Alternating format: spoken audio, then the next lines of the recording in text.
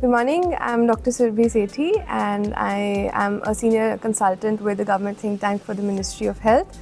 And I've been enrolled in the executive program for general management at XLRI through Accredion, and it's been a wonderful journey. The faculty's experience and the way they deliver lectures has been very enriching. I've learned a lot about management principles. I would rather say it's the tip of the iceberg, but it's definitely, opened a whole world of management for us to explore. And I'm looking forward to this campus immersion, these 2 days of, not only learning from the faculty in a classroom setting, but also meeting our colleagues, networking, getting immersed in the corporate challenges or the boardroom simulations. And I'm sure it's been a wonderful experience so far, and I'm pretty sure the campus immersion is going to take it up even a notch more.